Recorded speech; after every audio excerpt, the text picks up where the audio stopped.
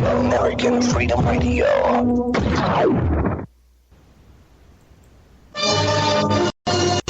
It's the Opperman Report.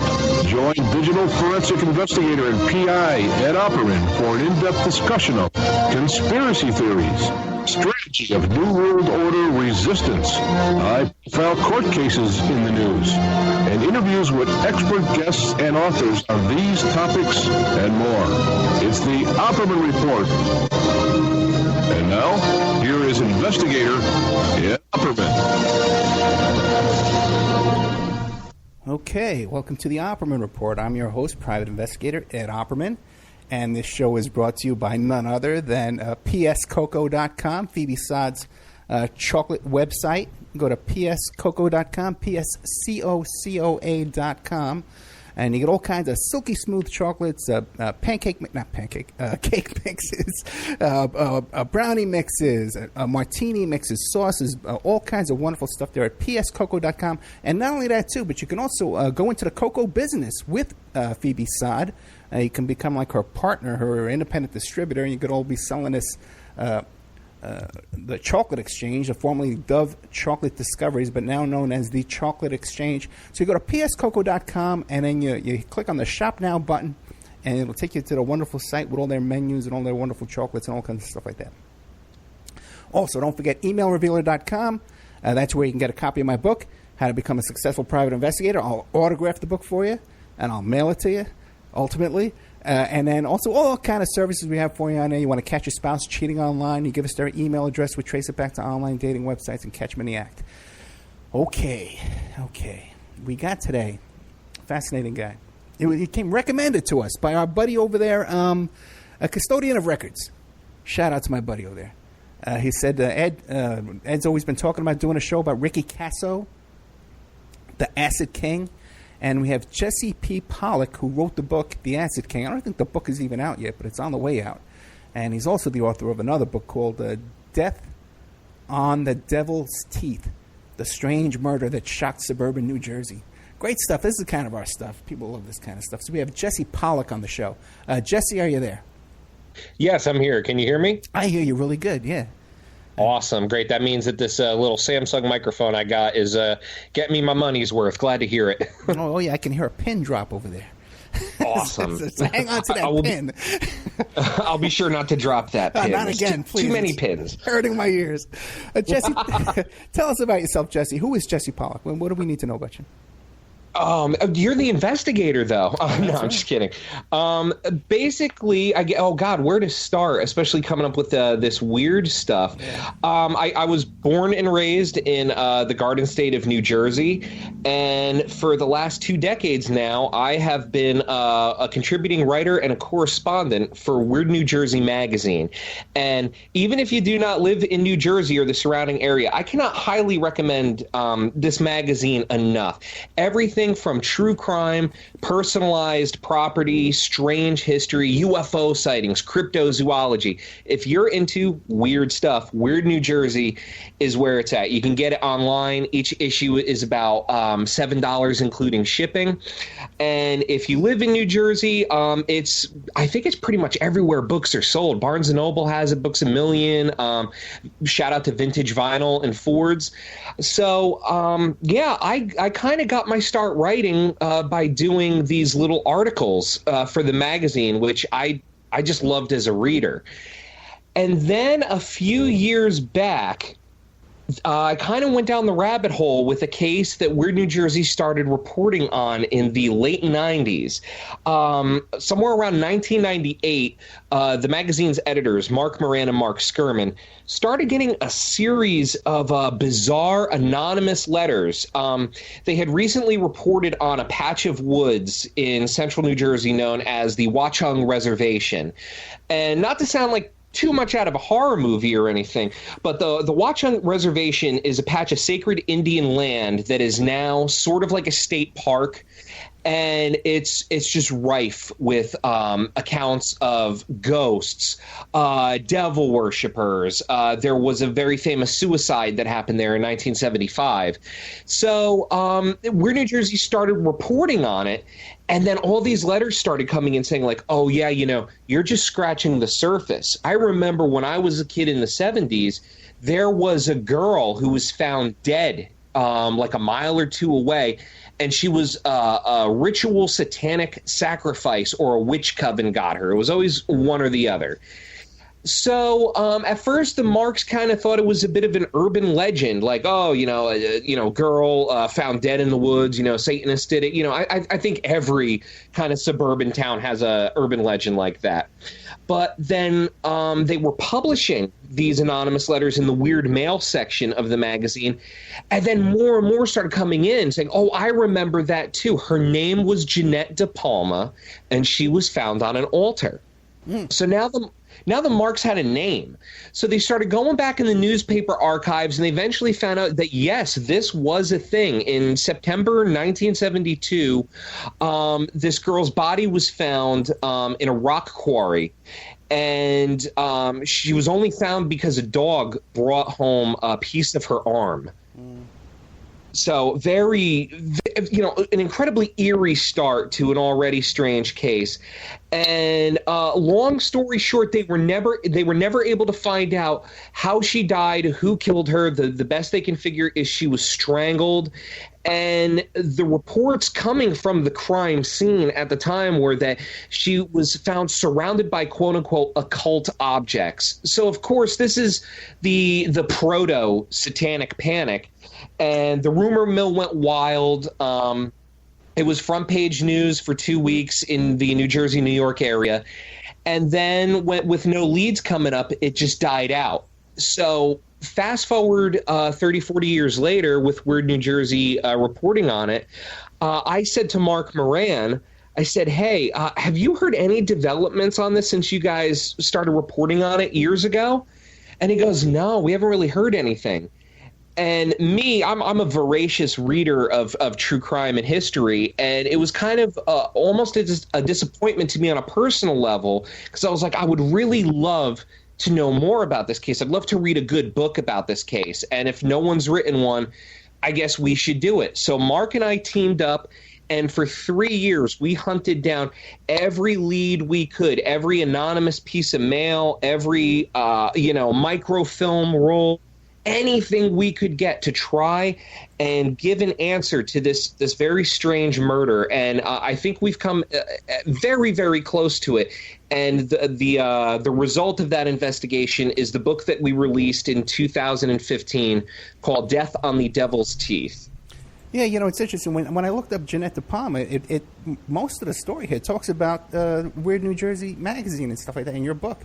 So I guess you guys were a real catalyst here in getting this story back into the news. It was a weird thing. Unlike the Kasso case, which as you and maybe some of your listeners know, was worldwide news for weeks. I mean, that was really a big bang of the satanic panic that we all knew in the 80s and the 90s. The De Palma case, like I said, was about front page news for 2 weeks and then just died out. No one wanted to talk about it anymore. The cops wouldn't report on it. The newspapers had nothing. The family stopped giving interviews. And if you talk to anyone in Springfield, New Jersey, where this occurred, I don't want to talk about that. No, we need let it lie. And so when we first started it, if you Googled her name, the only thing that would come up was the Weird New Jersey page for it. So we literally had to start from scratch. I mean, it's funny in this digital era, everyone is just like, oh yeah, I'll Google it, or I'll find something on Ancestry.com or some newspaper thing. But we had to go literally back to analog, going to these dusty shelves in libraries all across New Jersey, grabbing microfilm reels and trying to find the original articles. And it was real hands-on work that I'm especially proud of Mark and I for doing, because it was a real labor of love. We really wanted this story to get out there. We felt it had been suppressed for so long, and hopefully we brought some answers to people that were looking for them. Did you get a chance to talk to her parents and this Assemblies of God pastor who came up with these theories? Well, her parents have since passed away, but we spoke with 3 of her sisters, a couple nieces and nephews, who were all, by and large, very, very much supportive. They gave us hours and hours of interviews, worked with us pretty much the whole way through. And yes, we did find the pastor that helped coin a lot of these rumors that were going around in like the New York Daily News and the Post. His name was Pastor Tate, an evangelical preacher based in Elizabeth, New Jersey. It's a strange facet of the case, and I know I sound like a broken record there, but you just keep peeling back all these layers, and it's okay. Half of the people that knew her say, oh, she was this wild child party girl, summer of love, man. And the other half will tell you, no, she was a pious and devout Christian who was targeted by Satanists because of her devotion to her faith, and she was sacrificed because of it. And the bulk of that theory came from that pastor.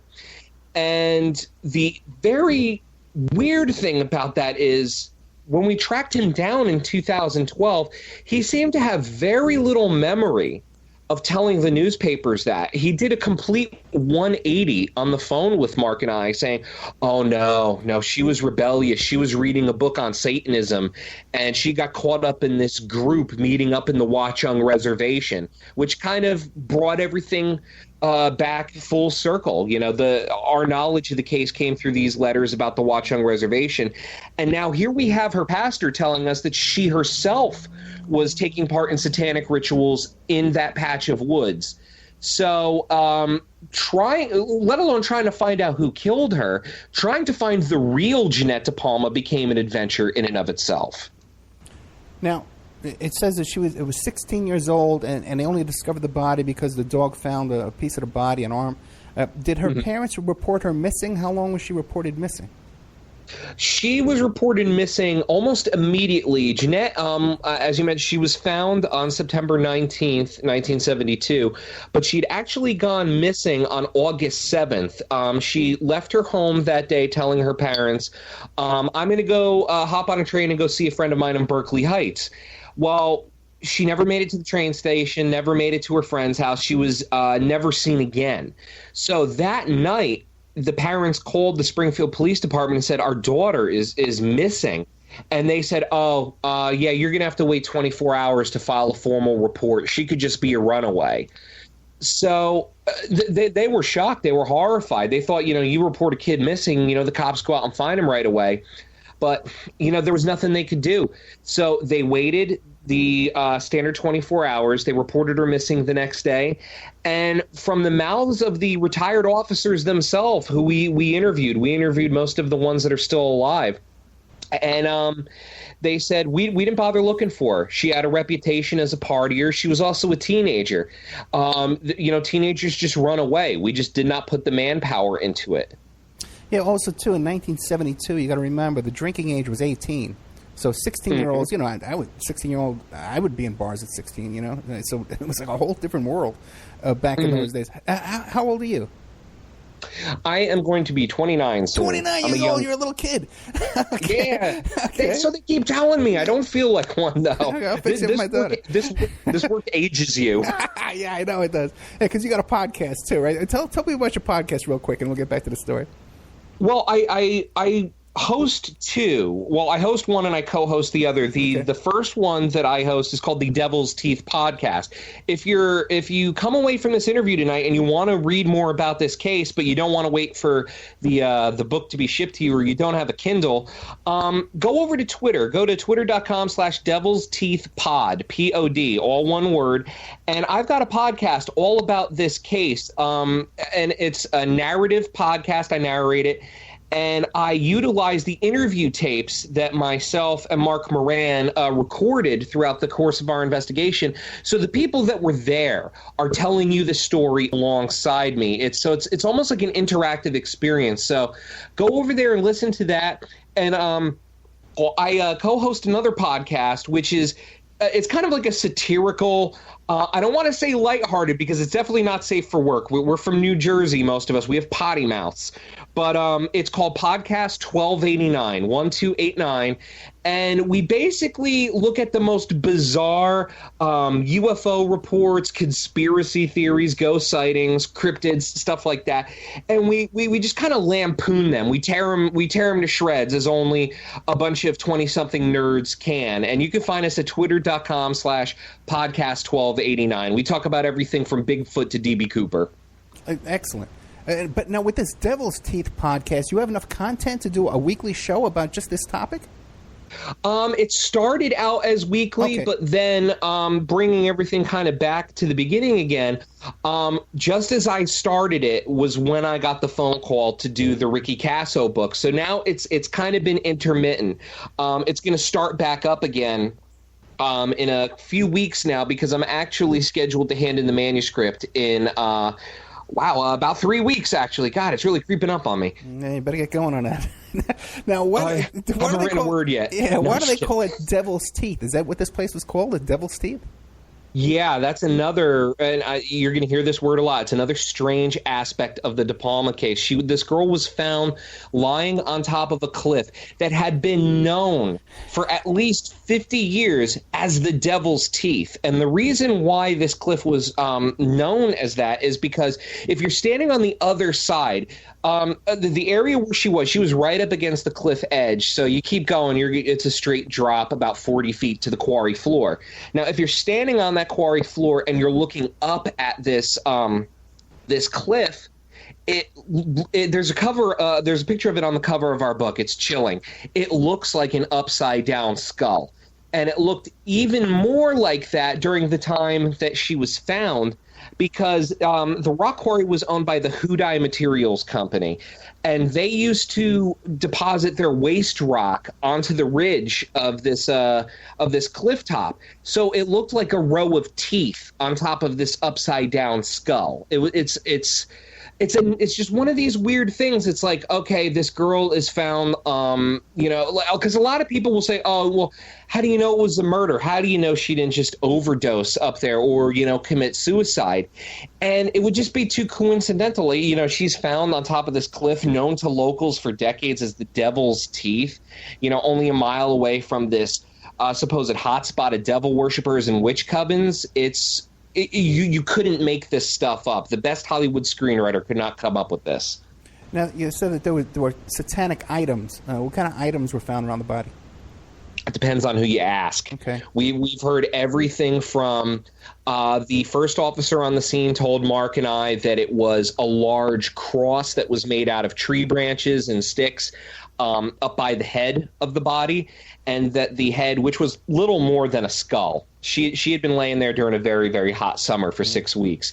Around her skull was an arrangement of little stones in the shape of a semicircle that he told us resembled, to him, it looked like a halo, which is weird because the papers were saying, occult objects, satanic stuff. And it was more Judeo-Christian symbols. Other variants of the crime scene that day was supposedly there were logs around the body in the shape of a coffin. And inside this coffin-shaped perimeter were a bunch of smaller crosses made out of twigs and stuff. The other more fantastical things that we've heard, we got anonymous letters saying that there were dead animals that were strewn about around her. Some of them were supposedly in jars. Other of them were hanging by rope from trees. The cops that we spoke to say they saw nothing like that, but you never know. I mean, so much time had passed, and if not to sound like, too much like Jesse Ventura, like it's a conspiracy, but if these people, don't want this hardcore gossip getting out there about cults, of course, maybe they'll tell some people like, oh, no, we didn't see anything like that. Because you never know. We never got a hold of the crime scene photos, which is a whole other rabbit hole. But long story short, the Springfield Police and the Union County Prosecutor's Office absolutely refused to let us look at anything from the file. Not a peep. Really? From a case from 1972? Absolutely nothing. Really? We said, you can pick what we can look at. We'll come in person so you don't have to scan it. So won't leak. We'll give you the information that we have. We'll trade. Obviously, you'll want this information. And they said, nope, sorry, it's an open case. Can't comment, can't show you nothing. Fascinating. Okay, so now, did you get a chance to talk off the record to any of the cops who worked on the case, any of those old detectives?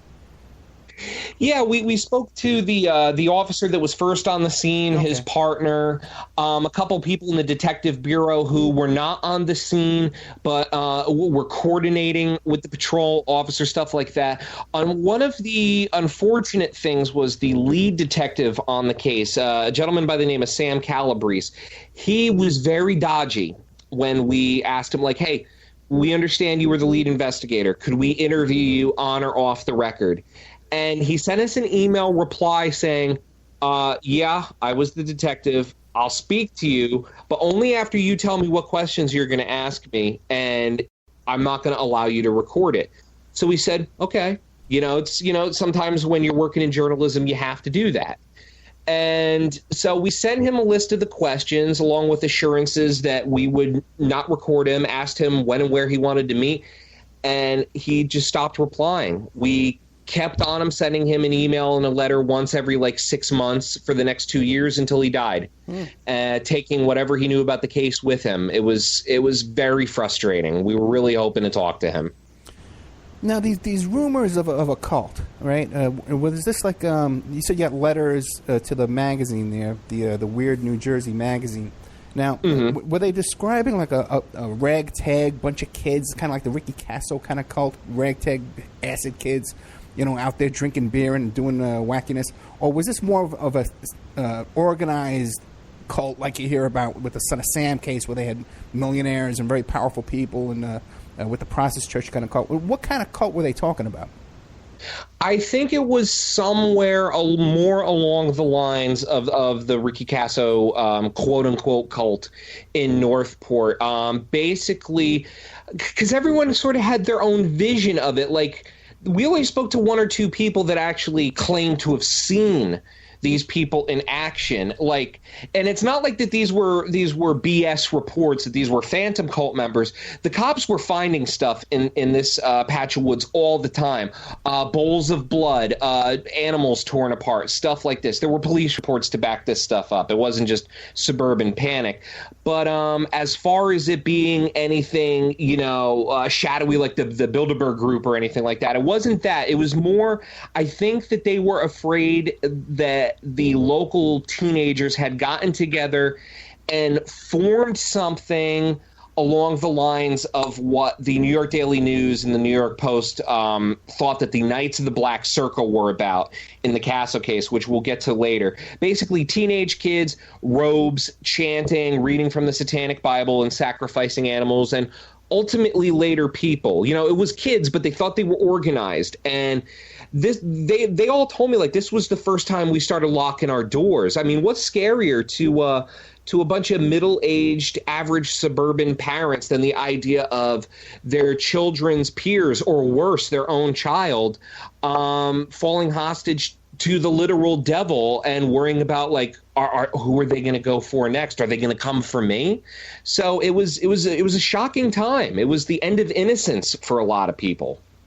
Yeah, it was. Yeah, I was 72. I guess I was about in the 5th, 6th grade, and it was a scary time. You had all that Manson stuff going on, and these hippie kids with their long hair and stuff. It was all new. It was it was scary stuff. It was just all brand new, and you heard about LSD and all this kind of. So it was it was a scary time. I lived in the Bronx at that time. Then we moved to Staten Island later because we talked off the air a little bit. Were you still in the Bronx when old Son of Sam came about? Oh yeah, absolutely. Oh yeah. Oh yeah. Oh yeah. I'll have to pick your brain about that sometime. I bet you've got some stories there. Well, we do a bunch of shows about Son of Sam and the Process Church, and I was associated with Maury Terry.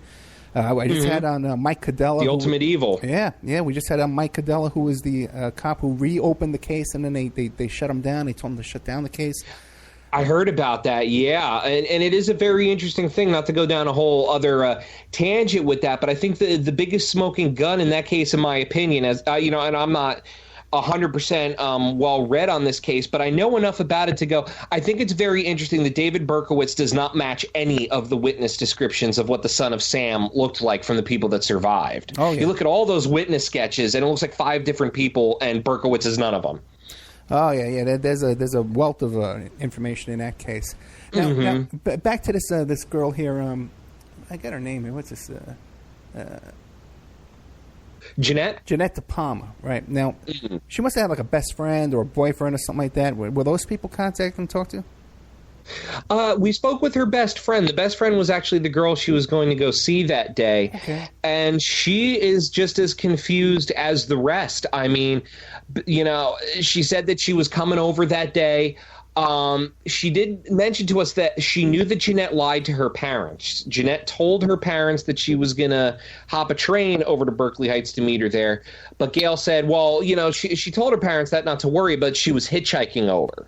So that was another aspect to the story of, okay, well, now we have a scenario where, because one of the big things was, how did she get in the woods? Because this area of woods where she was found near the quarry was the complete opposite direction of Berkeley Heights. She would have no business being over there if she was trying to get to her friend's house.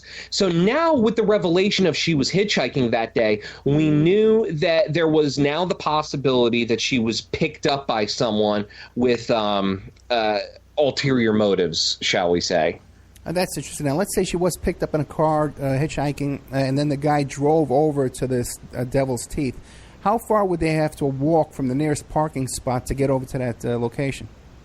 Well, that's the thing. It wouldn't have been something like that. Okay. The side that her body was found on is off of a 2-lane blacktop, leading all the way up the hill in Springfield to her neighborhood. There's no parking lot on that side. And the parking lot on the other side, the actual operational quarry side, is gated off. So without giving too much of that book away, we don't think that she was there willingly. We think that something may have happened in the car that ended up with her being on that cliff. Okay. And now, do you have any suspects in mind, actual physical suspects with names that you think might be behind this? Mark and I identified 3 people in our book that we feel are the best candidates for being responsible for the death of Jeanette De Palma. To be truthful, under oath, I am on the fence between 2 of them, and I would have been 100% for one of them if Mark and I did not make a discovery very late in the writing of the book. If we had made this discovery a month later, it would have never ended up in it. But it just kind of threw everything up into arms where we were just like, okay, so now what? It's you answer one question in that case and 5 more open up. But if there is any solution to that unsolved cold case, I believe it lies with one of those 3 people that we identified. What led you to those 3 people and then ultimately the one person that you have a strong suspicion on? Well, one of the things that went incredibly unreported in this case was Jeanette De Palma was not the only girl to go missing in the area at that time and later turn up dead. There was a young woman named Joan Kramer who was abducted while hitchhiking only a week after Jeanette vanished and only 6 miles away in South Orange. She was picked up while hitchhiking in the middle of the night. She had just gotten into an argument with her boyfriend, stormed out of the house and went downtown, got into a gentleman's car drove off, and she was found 2 weeks later, very similar to Jeanette, in a wooded area, lying face down. There was a souvenir taken from the body, which matched a souvenir taken from Jeanette. And the doctors, the best guess they could make was that, because there was also decomposition, the best guess the doctors could make was that she had been strangled. Now, because especially back then, police departments do not necessarily coordinate well with each other, it kind of went unreported, save for 1 or 2 tiny articles in the I believe it was the Newark Star-Ledger that reported it saying, by the way, another young woman was found dead in the same area. Joan Kramer of South Orange, and if you have any tips, call this special tip line at the prosecutor's office. So I started diving down the rabbit hole of the Kramer case, which is also technically an unsolved case. And it's technically unsolved because of this. A guy was arrested for the murder in I believe he was arrested in January of 75. And his name was Otto Nilsson. He was a disgraced alcoholic accountant that was living in Maplewood, which is the next town over from South Orange. Basically, a witness put him at the scene, said, I saw the Kramer girl get into this guy's car. And the cops did a little bit more investigating and eventually got a arrest warrant. So they arrested him in January 75. They put him on trial in, I believe, July. It's funny. Once you start another book, you start the dates start to become fuzzy. I probably should have brought a copy in here. But long story short, the jury didn't feel that, one eyewitness saying, yeah, I saw him driving the car she got into was enough to pin a murder rap on this guy. So they let him go. But the story with him did not end there. He later was committed for taking a rifle into the Veterans Hospital nearby and holding 2 doctors hostage. So that was the first big suspect there. There was also another person that Mark and I were informed of. I don't know if groundskeeper is the right word. He was a guy that occasionally caddied at the golf course that's across the road from the quarry where De Palma was found. It was a guy named Red Keir. We don't know if Red was his proper name or a nickname, but everyone just knew him as Baltus Roll Red. He worked at the golf course, the famous Baltus Roll golf course in Springfield. And what we were told by the police was, oh, yeah, we got this tip that this caddy was living in the woods back there. He would get up in the morning, wash himself in the stream, caddy at the golf course, and then come back and bury his money. And had a shack made out of like a corrugated tin sheet.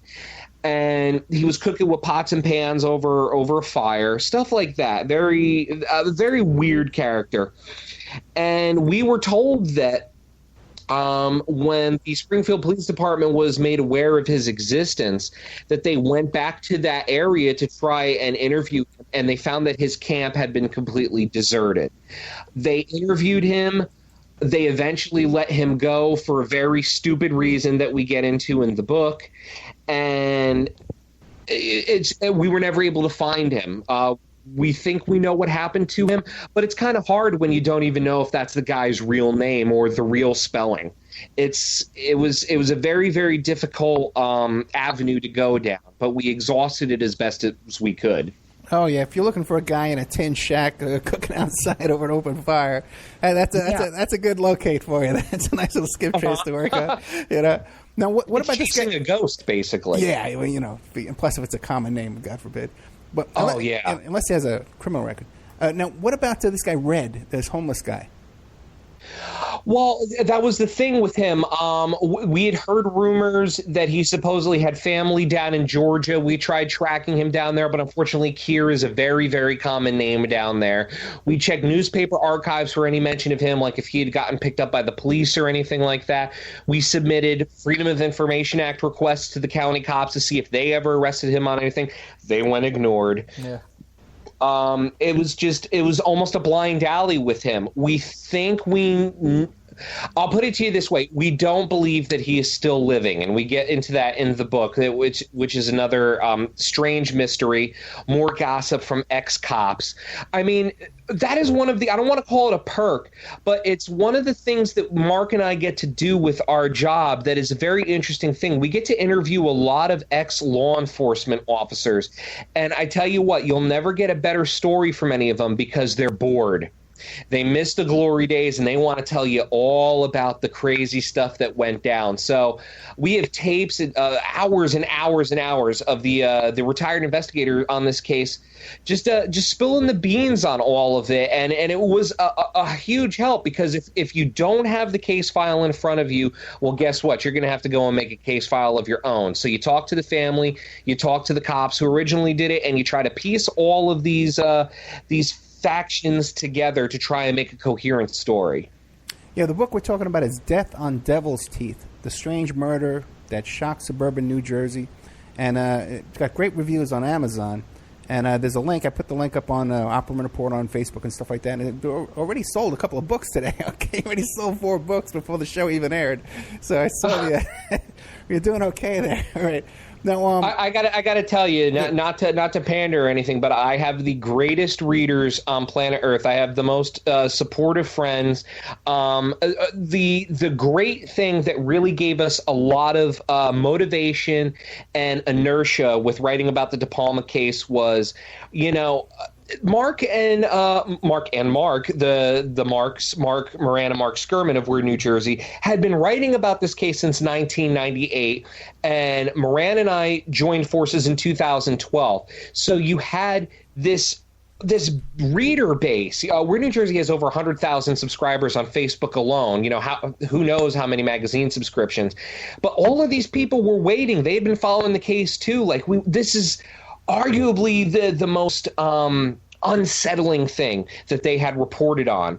And so we had all these people that were behind us. They were like, yeah, go get the information. Let's see if we can solve this together. And we had a lot of subscribers and readers of the magazine offer help, whether it be, I could put you in touch with someone who knew the cops back then, or, yeah, I knew the family from down the block. Yeah, so it was almost a group effort. It was great having all of these people cheering us on and helping us out with our research. And then when the book came out, how many times does a first book have a built-in audience? So, to what Weird New Jersey lovingly refers to as the cult of the letter senders, I bow to you all. Thank you very much from the bottom of my heart. Yeah, speaking of those letters, are the letters in the book? Mm-hmm. Do those? Yeah, and they are weird. Yeah, okay. Some of them are blood-curdling. Some of them are only a sentence long. Others go on for 9 pages and are completely nonsensical. But there is a story there. There is this strange thing of this event that united all of these people to go, I have to tell this magazine what I think happened. But these people were so afraid of whatever repercussions might come their way that 99.9% of them are no return address. They're unsigned. They're written on typewriters. The ones that are signed, underlined 3 times. Do not use my name, please. I fear what will happen to me. So these were physical snail mail letters that were being mailed to the magazine. Mm-hmm. Yeah, going all the way back to 1998, and then there were some more emails, and a kind of funny story about the research process of this is, like I said, when you're going all the way back into analog, using the microfilm reels and trying to get a hold of U-matic tapes of news broadcasts and all that, you kind of get into this mentality of it's like archaeology. It's got to be so hard to get this piece of information I need. And you kind of forget, why don't you just try emailing some of these people? Like Mark printed out a stack of the original emails that he got in 2003, 2004 about the case. And I was trying to find, because the woman left her name, I was trying to find her. She was a friend of Jeanette's. And I was coming up empty because she later married and taken on a new last name. But then the last resort was, well, let me try the email address on here that's 12 years old.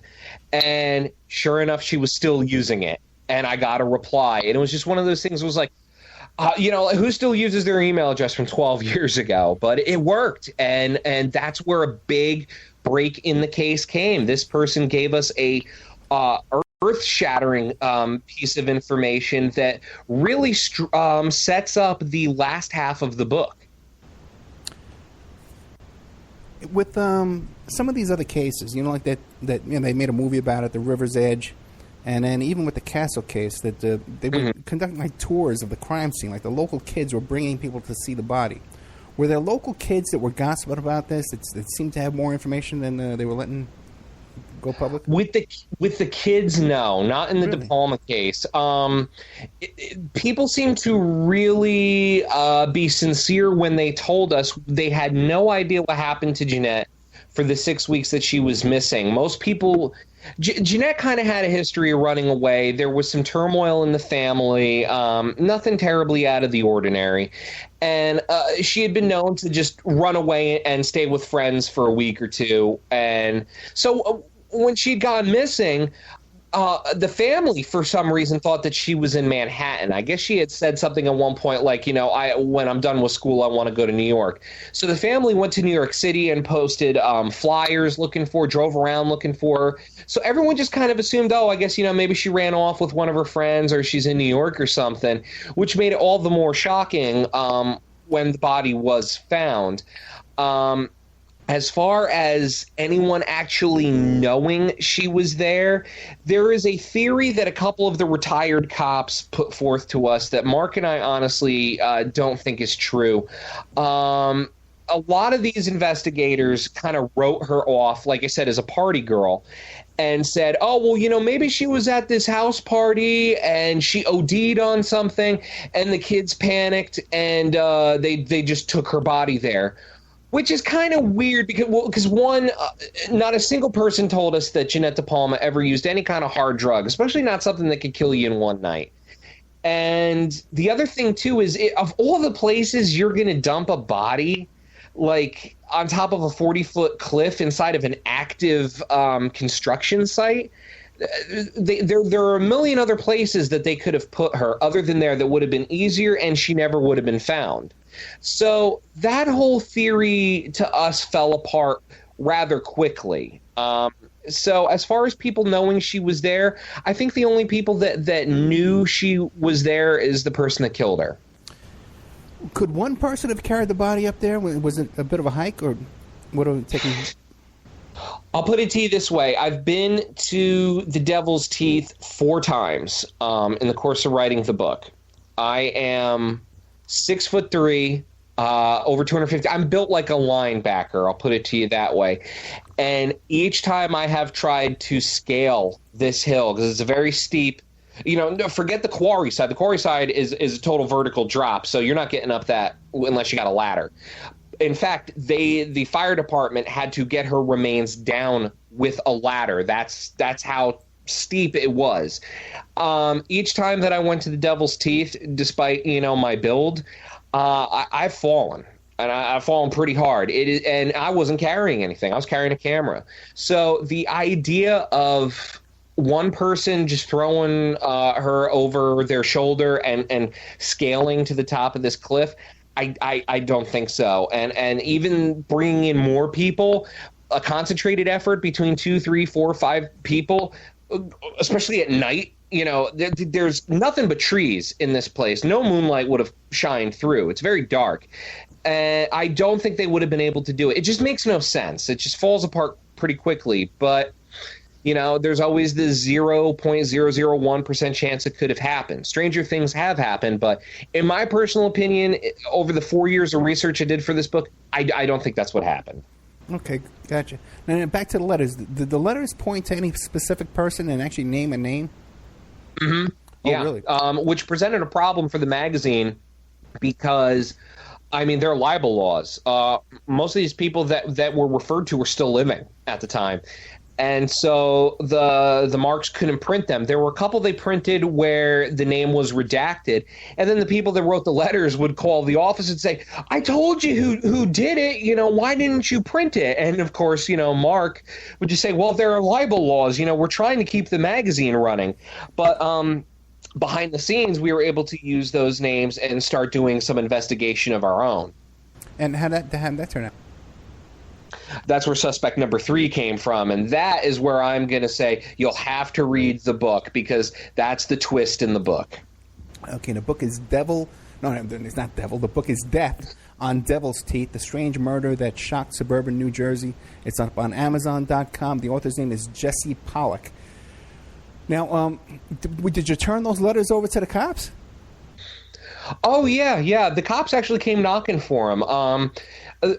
Another, here we go like a broken record. Another weird aspect of this case was the family, a member of the family saw the initial Weird New Jersey coverage and mistakenly felt that they were withholding information, that they must have known something that they weren't printing that would have solved the case. And this is going back like 2003, 2004. So the Springfield police called Mark Moran and said, "We understand you have some information on the De Palma case. We would like it." And Mark said, "Yeah, sure. I mean, all we've really got are some anonymous letters. A lot of them are pretty kooky, but I'll be more than happy to give them to you. In the meantime, do you think we could look at the case file?" And the guy said, "Oh, no, we can't." I believe this was the lieutenant in charge of homicide that had called Mark. And he said, "Oh, no, we can't show that to you. It's an open case. And even if it wasn't, we don't have it anymore." And Mark's like, "What?" And he goes, Yeah, no, we lost the case file in 1999 when Hurricane Floyd rolled through. So there was that. And then what was even weirder was I spoke to another person from the homicide unit who had since retired, and he told me in 2013, "Oh no, that case file was missing long before Hurricane Floyd. I was looking for that case file in our archives in 1984 and I couldn't find it." So there's this element now of the Springfield Police Department is saying it was either lost or destroyed, whether intentionally so or not. And then there's the matter of, in any homicide case, the Union County Prosecutor's Office would have been given a copy because if an arrest is made, the prosecutor's office handles the criminal proceedings. And that's where we got the door slammed in our face by saying, "Yeah, we got a copy, but no, you can't see it. Have a good one." So they have more or less everything that we have, but we have nothing from them. You know, that's really fascinating, you know, because one of the oldest tricks in the book is when you go to interview someone, you bring a big, giant file. You know, you could have a phone book in there. It doesn't matter what's in there. You know, you put some old papers in there. You know, you print out some stuff, and you got a big file. And you just kind of slam it, and it has the guy's name on it, you know? You slam it down there on the desk. Say, "Listen, we got to talk. You know, I need answers." So for a police department to admit that they lost the file is such you've just given away such an interrogation technique. How big is this police department? Moderate sized. I mean, guys and a coffee pot. You know? Yeah, no, it's not a small village or anything like that. I mean, it's not a city, but it's a decent size and it's a nice town. You know, it isn't rinky dink and it's not Mayberry either. So it was very surprising that it's like, wait, you kept these in the basement first off, and you let it flood. Yeah, but that's just one story they tell you. Like I said, we talked to another guy that said, "No way, that file was missing in '84." So there, and on top of all that, it just gets weirder and weirder. We got an email while writing the book from a guy in the fire department that said, "Oh yeah, hey, I hear you're rattling some cages with the De Palma case. I just went back to Springfield over Christmas time and said hi to my buddies in the police department, and they told me that they found the De Palma file in the attic of the old Girl Scout house, which they were using for storage." So I said, "Oh, great." So I sent a Freedom of Information Act request over to Springfield. And, of course, it was, "Oh, no, you must have been given mistaken information. We never found any file. The file is lost and destroyed. Have a nice day." So it just begs the question, why? You know, if they are concealing something, why? What's the point? It's 40-something years later. I mean, it's obvious BS that they don't have the file anymore. And that's coming from their own mouths. Their own retirees are saying, "No, it wasn't destroyed in Floyd. It was long gone years before." So it was just another avenue that Mark and I had to go down in this case. It was just another piece of the spider web. Around that time in the 70s, how many homicides were they handling in a year? Not a lot. If I remember correctly, the De Palma case is one of only two unsolved homicides in Springfield history, and it was the first homicide since the 1950s. Now, in looking into this, is there any possibility in your mind that this could be an elaborate satanic cult or witches cult that has political influence and influence within the police department? Because you hear about that kind of stuff all the time. Wouldn't surprise me. We definitely found some occult connections, and this is still. I just want to put this out there because we get a lot of questions about this all the time. This is still a moving case. Just because we put the book out almost 2 years ago now, God, time goes fast. It is. We're not done with it. We still get tips, emails, letters, everything about this case. That's one of the reasons why I started up the Devil's Teeth podcast, because Mark and I went to our publisher and basically said, listen, we have gotten this wave of new information in since the book came out, because people that we were not able to find while we were looking for them literally started calling us saying, hey, I just walked into a Barnes & Noble and I saw a book and it looked interesting. It turns out my name's in it. It's a case that I worked. You want to talk? Yeah. So then there's another 2-hour interview on tape, and it keeps branching out from there. And we said to our publisher, look, can we please do a revised and updated edition? Because there's all these new facts. And they told us, nah, we don't really do that. So the one way that we're able to keep this information out there and keep investigating it is through the podcast, and of course through the updates that we're going to be doing through the magazine itself. So if you're interested in this case now or after reading the book, you can keep up with it at Devil's Teeth Pod on Twitter, or go to weirdnj.com and grab yourself a subscription. And if people want to contact you with tips right now, how would they get a hold of you? Twitter? Yeah, get a hold of me on Twitter. I'm at J Pollack Author. That's JPOLLACK Author. And yeah, just send me a message, or just send an email over to Weird New Jersey if you don't use Twitter.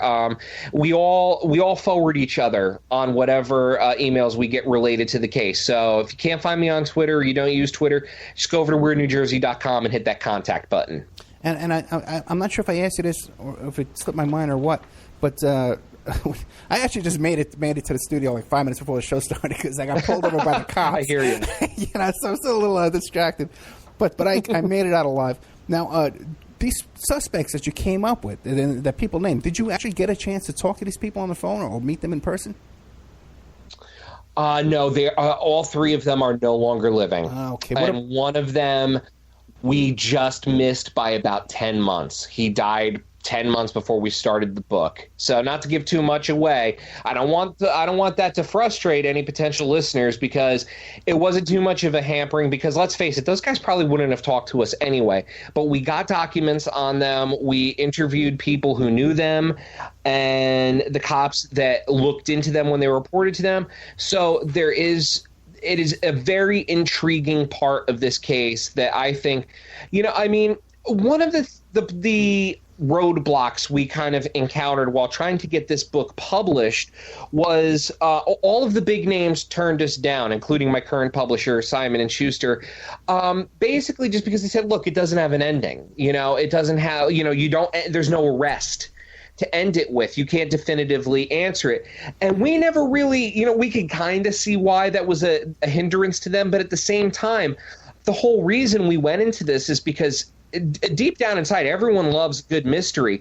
I mean, look at the Zodiac case. No one knows who that was, but there was the Graysmith book. There was the incredible David Fincher film. Lizzie Borden, that's technically unsolved, and she's gotten a dozen movies, a TV series with Christina Ricci. Jack the Ripper. God, how many Jack the Ripper books are there now? I mean, now there's theories that Jack the Ripper was actually a woman, and then there's Patricia Cornwell saying it was the painter Walter Sickert. So we never saw that personally as a hindrance. We always felt that the story of this case was the journey it took into finding answers, because it was never ever just about, oh, this question is answered. Okay, we're done with that one. No, it always blossomed into this whole brand new web of intrigue. And I know I'm talking a whole lot about the case right now, but trust me, I am just barely scratching the surface. Definitely check out the book. Yeah, and the book is Death on Devil's Teeth, The Strange Murder That Shocked Suburban New Jersey by Jesse Pollack. It's up on Amazon.com. Now, these three suspects, these three guys, did you get a chance to talk to their ex-wives or disgruntled girlfriends or kids and neighbors, stuff like that? We tried, and we did not hear a reply back, which we took as a polite no. I mean, the one person that had kids, the kids were very young. They wouldn't have known anything. Like I said, we're going back, 40 years at this point, but it wasn't a terrible hindrance. The one suspect, Otto Nilsson, had caused so much trouble in his neighborhood during the years that he was there while this was all going on, that his neighbors were more than happy to give interviews to us to say, listen, this is why this guy was arrested for killing the Kramer girl. It wasn't just the cops wanted a suspect and they grabbed some poor innocent guy. This guy had been causing trouble for years and had been suspected of another murder. I want to say 5, 6, maybe 7 years before the Kramer girl died. So there's a lot of backstory with that particular suspect. It's incredible how scary it is. We are at the break. We'll be coming back. We're going to talk more with Jesse Pollack. We're going to be talking about The Acid King, his new book coming out about Ricky Kasso. But you can find Death on Devil's Teeth, a strange murder that shocked suburban New Jersey on Amazon.com. Also at OppermanReport.com in the bookstore. We'll be right back after these messages.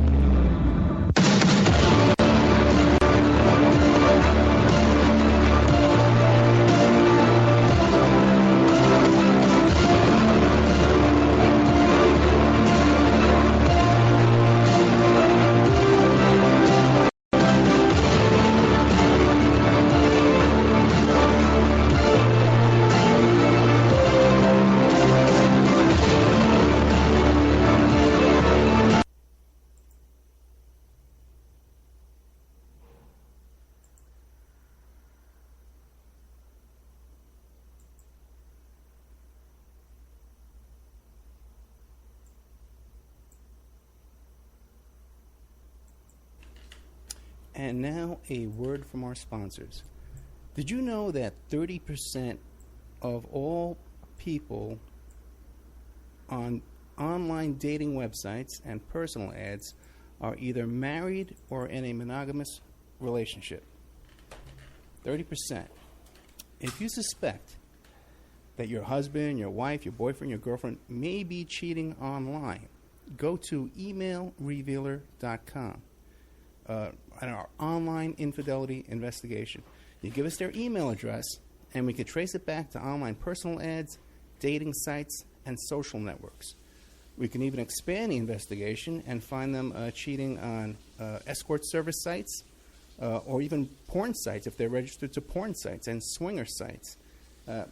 So check out emailrevealer.com if you suspect your spouse is cheating, and check out our online infidelity investigation. William Ramsey is a producer here at the Opperman Report, and he's just come out with a new book, Children of the Beast, Aleister Crowley's Shadow Over Humanity. Now, he just sent me a copy of this book. Oh, boy, it's about 2 inches thick, and there's a chapter on just about everybody in this book that you can imagine. The Beatles, and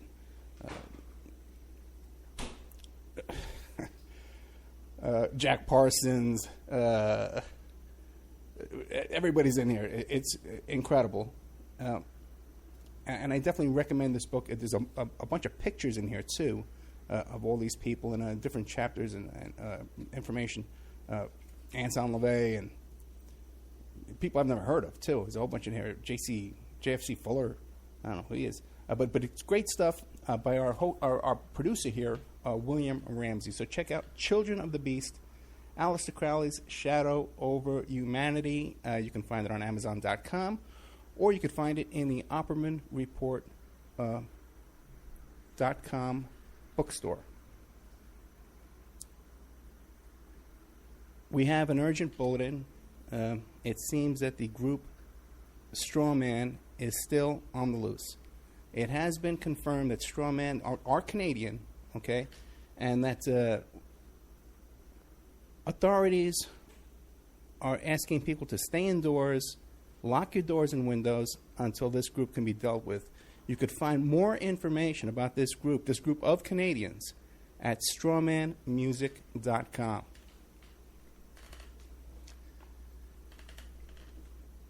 You can have your ad played here. Okay, we're looking for sponsors. Okay, in fact, we desperately need sponsors right now to take this show to the next level. So you can have your your ad played here, read live, like I'm doing now, so artfully. Or we can even work up a little jingle for you with some music and stuff like that and play it here.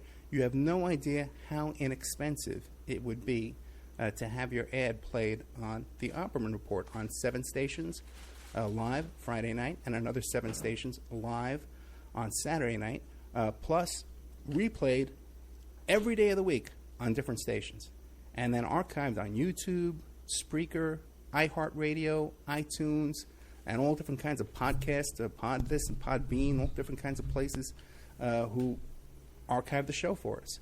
And on those archives, your ad would play indefinitely, forever. The range covers 5 million people in population where your ad would be broadcast, and all these other stations would be thrown in for free. So really affordable prices to sponsor OppermanReport.com. Get a copy of my book, How to Become a Successful Private Investigator. You can get a copy of that book at emailrevealer.com, or you can get a copy of that book now. It's back up on Amazon.com. How to Become a Successful Private Investigator by Ed Opperman. And this book has been updated a little bit from the previous book that we had that was available to our wonderful listeners.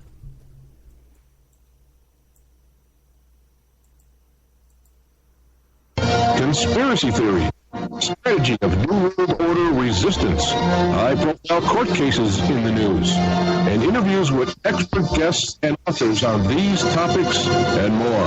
It's the Opperman Report. And now, here is investigator Ed Opperman. Okay, welcome back to the Opperman Report. I'm your host, Private Investigator Ed Opperman. Before we get back to our guest, Jesse P. Pollack, author of the book Death on Devil's Teeth, The Strange Murder That Shocked Suburban New Jersey. Don't forget our great sponsor, Phoebe Sod, pscocoa.com. That's pscocoa.com. They got the finest silky smooth chocolates you could ever want. They got all kinds of cake mixes and brownie mixes, martini mixes,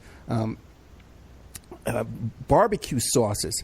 Check out pscocoa.com. Click on the Purchase Now button, or Shop Now, I think it's called, at Phoebe Sod's chocolate website. And you can also go into the chocolate business. You can sell some chocolate. You can set up your own little website there and have it promoted there, sell your, and get a little piece of the action there. A little piece of the pie. They got chocolate pie, too, I think they have on there, too. Okay, we got Jesse Pollack. Jesse, let me ask you a question. Sure. Okay. Can I say, where were you that day when this girl got killed? Okay. Jesse, do you have an alibi, Jesse? Let's get to the bottom of this. Are there any questions I forgot? I am declining to answer upon advice of counsel. Wise man, wise man. Is there any questions you think I forgot to ask you about this girl, Jeanette? Jeanette case?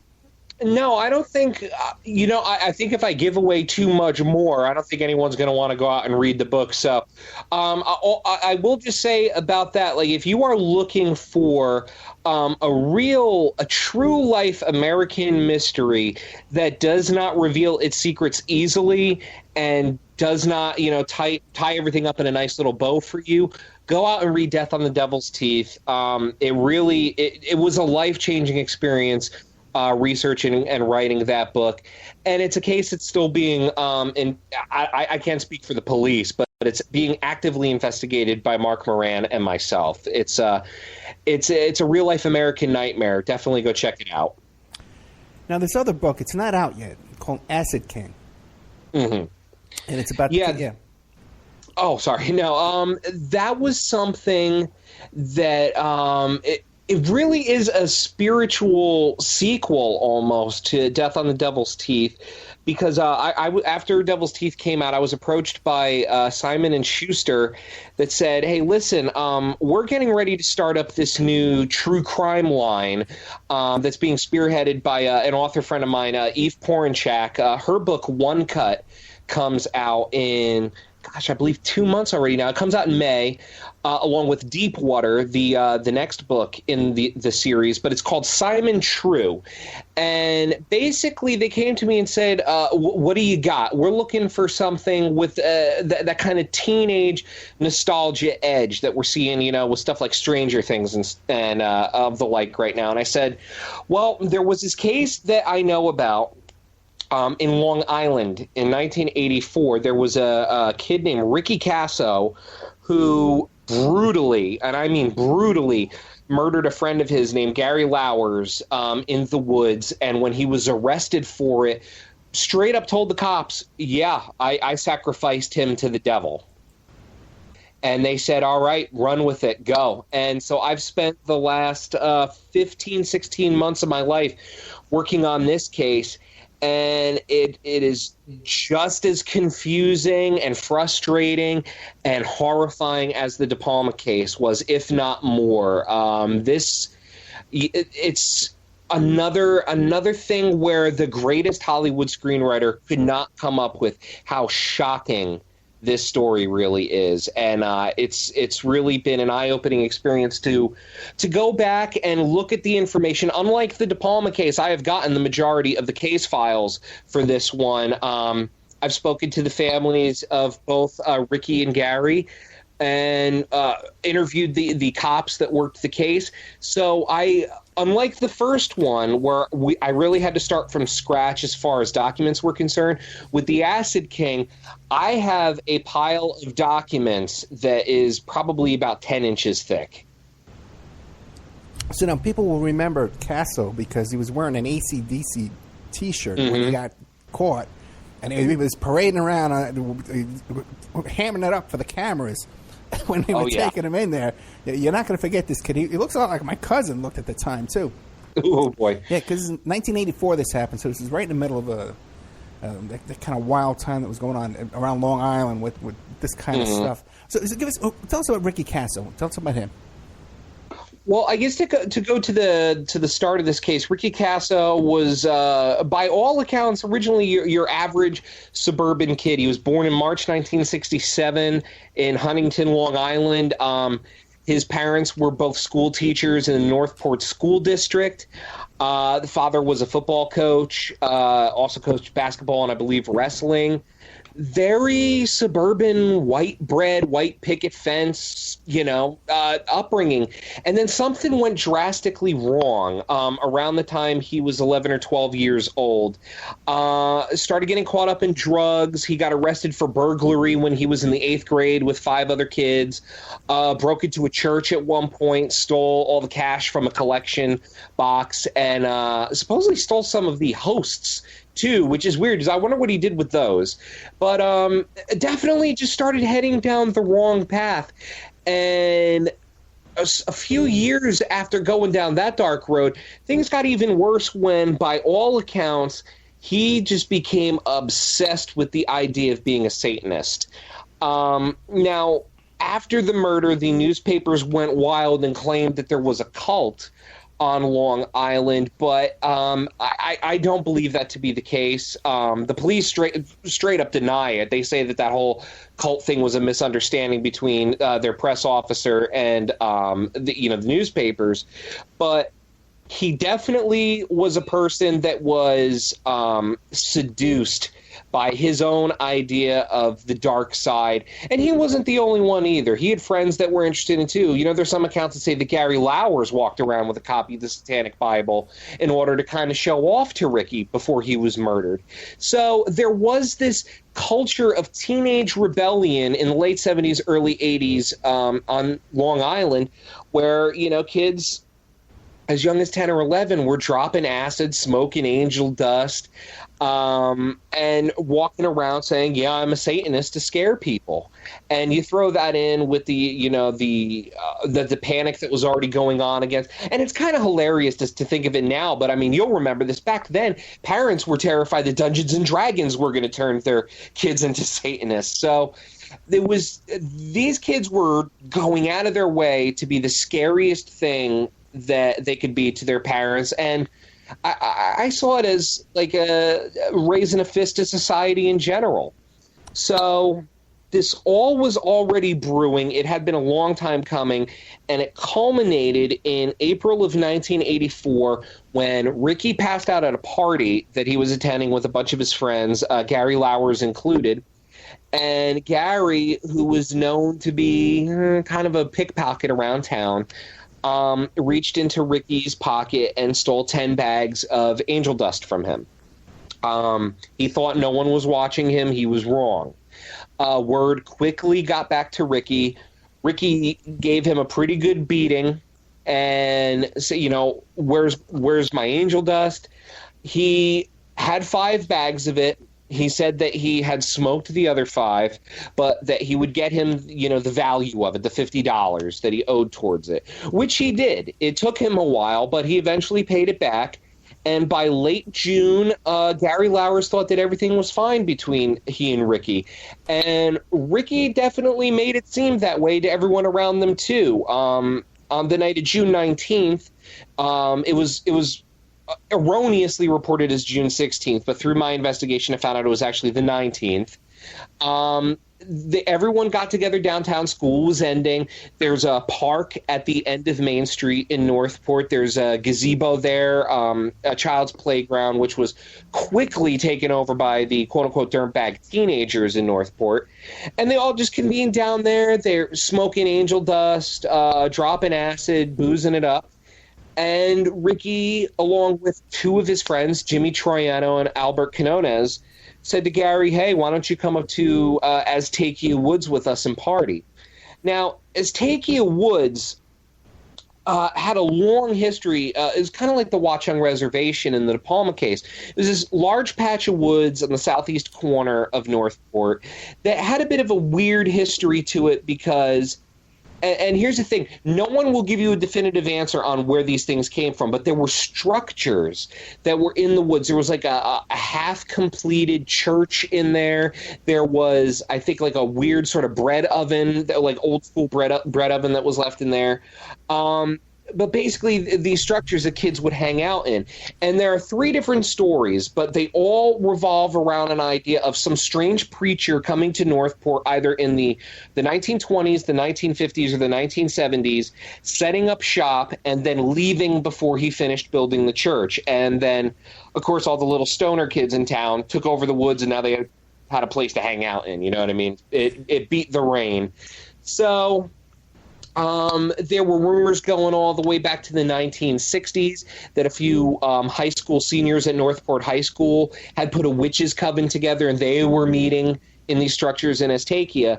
But by this point in June 1984, to these kids, it was just a party spot. It was a place you could go where the cops couldn't get you because it was private property. The land was owned by New York Senator Bernard Schmidt.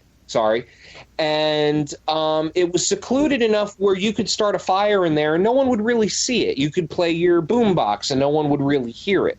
So they all went up there to party.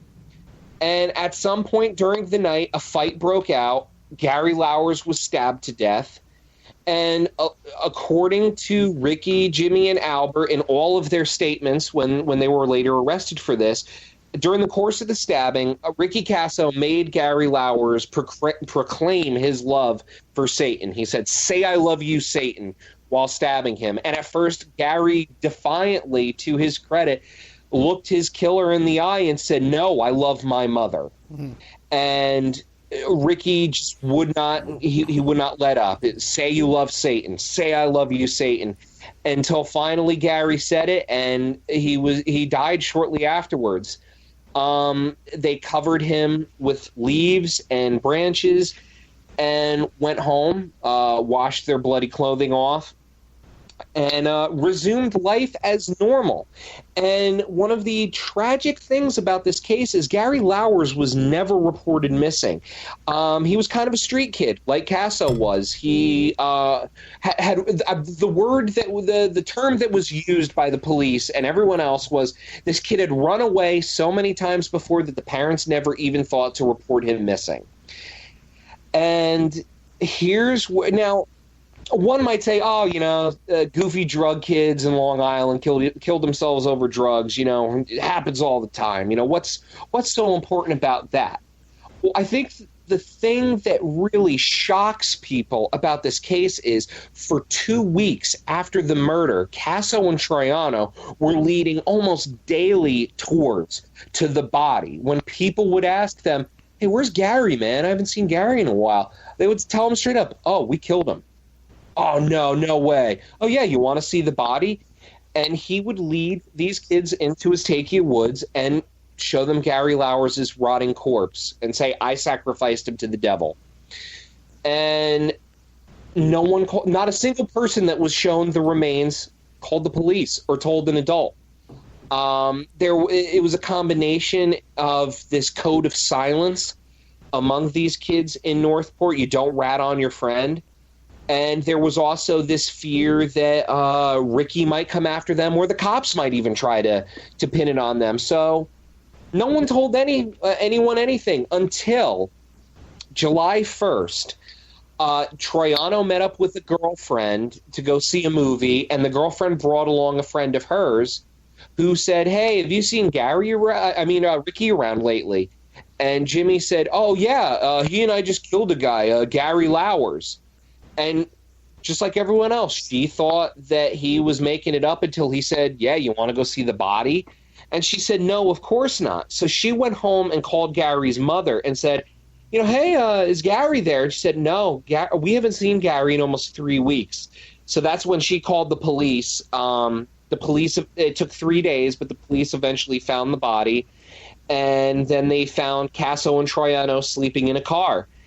And like you mentioned, it was a perfect package to set off the satanic panic, because not only did you have an admission from the killer that this was supposedly a satanic sacrifice, but also you had this real dirt merchant, of a kid on TV in living color with this AC/DC shirt with a picture of a demon right on the shirt, just growling at the camera. He was every paranoid suburban parent's worst fear come to life, and it was you couldn't escape it. It was on all the three major networks, CBS, ABC, and NBC.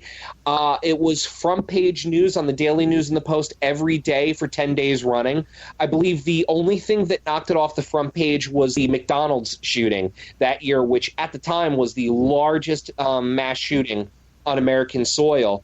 So unlike the De Palma case, which went away pretty quickly, this just kept ballooning and ballooning outwards, and it really gripped the nation. Couple of questions for you. Mm-hmm. Kasso was influenced by an older guy that was a Vietnam veteran. Did you look into that? Yes. That guy had a million nicknames in town. A lot of people called him Pagan Pat. His name was Pat Toussaint. Pagan Pat, Grandpa Dirt, Old Man Pat, all these names. And by and large, what I have heard from the people who knew him was that he was a mentally disturbed Vietnam veteran.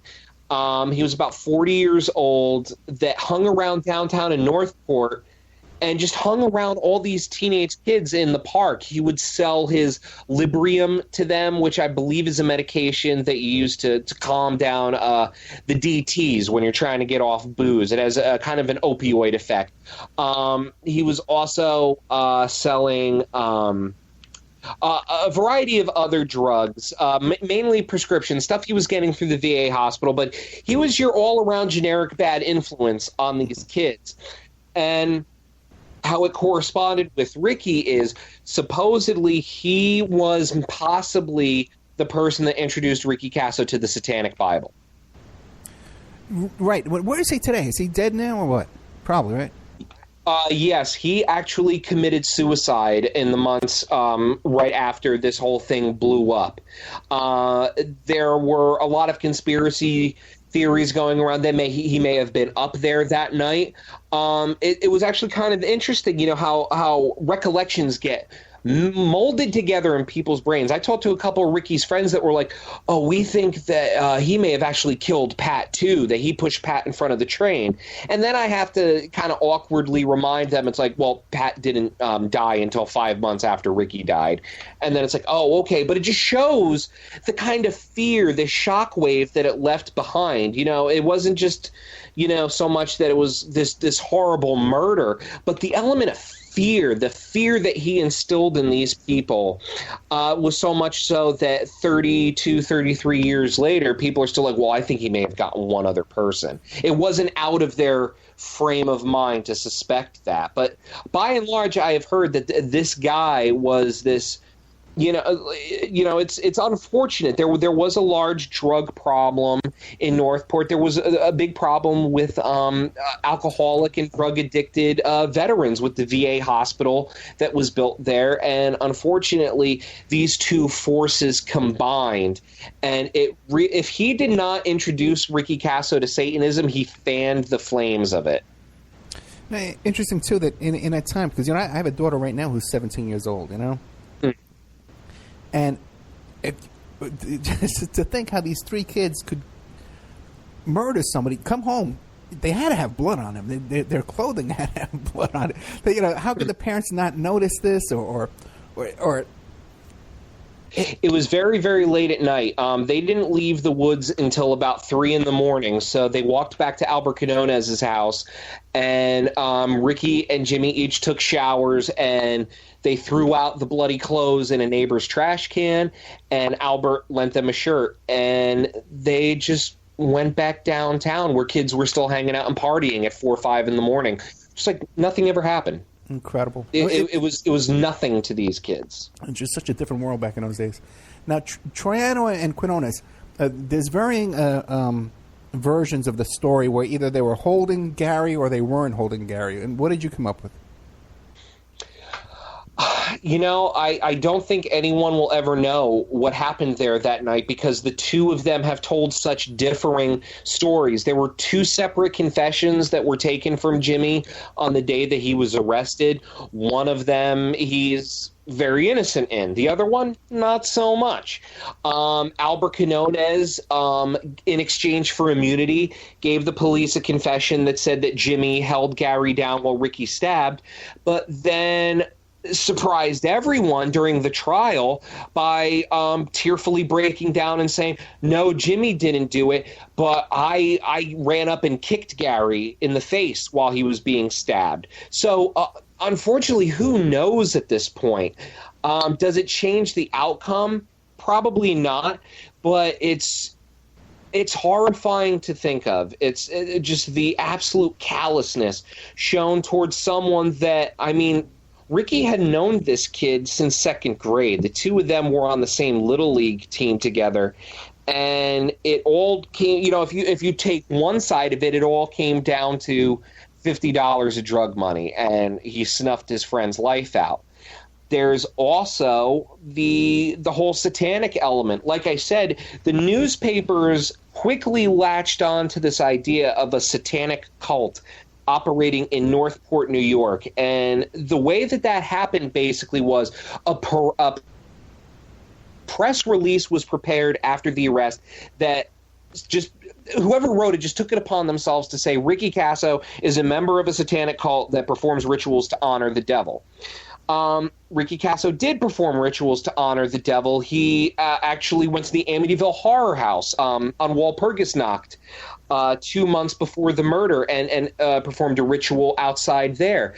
But was he part of an organized cult? No. There was another issue that reinforced it where there was a group of kids that were around a few years beforehand known as the Knights of the Black Circle. The Knights of the Black Circle entered this whole mess when the police chief was giving an interview. And basically the interviewer said, well, have you had trouble like this in Northport before? And he said, well, there was a goat fetus that we found burned in the gazebo where Kasso hung out in 1981. But we later found out it was this group called Knights of the Black Circle that may have done it. So all of a sudden, the press is just like, oh, it was where Kasso hung out? Group called Knights of the Black Circle. Kasso's in the Knights of the Black Circle. So Then the next day, another article runs that says Kasso was the leader of the Knights of the Black Circle, who weren't even a satanic cult. They were a group of drug dealers, but they used satanic imagery to scare competing people away. They were apparently a bunch of nerdy hippie peace freaks that were getting their butts kicked by competing dealers and having their stash stolen from them. So they figured, well, why don't we just paint some pentagrams on the back of our jackets and people will leave us alone? And boy, did they leave them alone. People were horrified of these kids.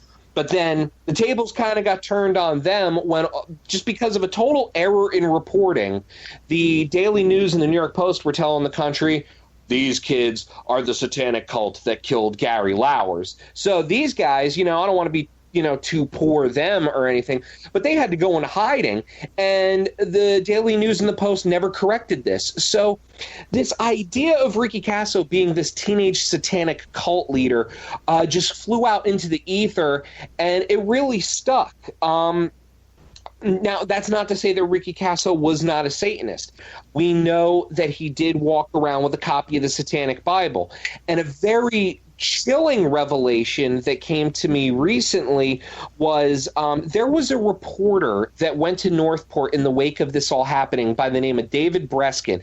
Breskin is a very, very talented reporter who had done work for Rolling Stone in the past, and he was assigned this story, and he really integrated himself into this community of kids trying to get the true story while the daily papers were, just selling all these crazy salacious headlines, really hyping it up when it didn't really need to be. The truth was horrifying enough.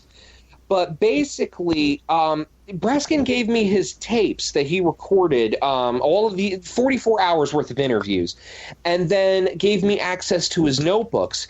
And I noticed in his notebooks that he was marking down very specific pages from the Satanic Bible, page 88, page 89. So I went and I got a copy myself for my research, and I'm flipping through it. And the interesting thing about the modern Satanic Church is a lot of it's almost compared to libertarianism these days, in the sense that it's like, no, this is about personal freedom. It's about basically getting ahead in life. A lot of this spooky stuff is stuff that's all just, thrown on us by the media. It's just basically acknowledging man as a carnal beast is one of the ways I like to call it. So when you hear that, I was honestly under the impression that, the Satanic Bible doesn't advocate sacrifice then or anything. You probably couldn't publish a book in America that advocates murder. There's probably some laws against that. But sure enough, while going through Breskin's notes, there's a reference to an entire chapter in the Satanic Bible called On the Choice of a Human Sacrifice. And in it, it makes very clear based, not instructions, but it says, to quote, the only time a Satanist would perform a human sacrifice would be if it were to serve a twofold purpose, that being to release the magician's wrath, the magician being the killer, in the throwing of a curse, and more important, to dispose of a totally obnoxious and deserving individual. Now, one of the things that we know about Ricky Kasso is he owned a copy of this book, and the other thing is I have a copy of his confession, and he ends his confession by saying Gary Lauwers was ripping off everyone in town and he got what he deserved, which, I mean, it's a bit of a leap, but it does make me wonder, is he, by ending his last recorded statement as saying, really pounding the point home, he got what he deserved, was he making reference to this passage in this book that he had read so many times, that your human sacrifice has to be a deserving individual who had wronged you, who had caused you pain? So it really does make you wonder, if you're a 17-year-old kid living in the woods, strung out on angel dust, 50 pounds underweight, with no prospects ahead of you, and you're sitting across from this kid who had wronged you, had embarrassed you, he stole from you when you really had nothing to your name. It really makes you wonder if the drugs really pounded that home, this kid's got it coming. It it gave me chills reading that passage because I honestly did not know it was in there. I hadn't had time to read the Satanic Bible cover to cover yet, but sure enough, there it is, giving almost an excuse for a human sacrifice. So was Ricky Kasso the robe-wearing leader of a satanic cult on Long Island? No. But is it out of the realm of possibility that in his own mind, Ricky Kasso was sacrificing Gary Lauwers to Satan as revenge for the drug theft? I would argue definitely so. Oh, yeah, so would I. Now, let me ask you a question. What is your faith? Do you have a faith that you follow or practice or believe in? I guess you'd say I'm agnostic. I don't know. It's one of the things. It's like I hunt for answers for a living, but I don't have one on this. Culturally, I was raised Roman Catholic for a period of time, but now I don't know. It's for a while I was your edgy college atheist man, but now I've seen enough weird things in my life, paranormal things, things that are pretty hard to write off as coincidence, where I do have to kind of take a step back and wonder, like, is there something pulling the strings out there? So I guess I'll play it safe and say I'm agnostic. Now, these Rolling Stone, these 44 hours of tapes you have, is any of that stuff or transcripts included in the book?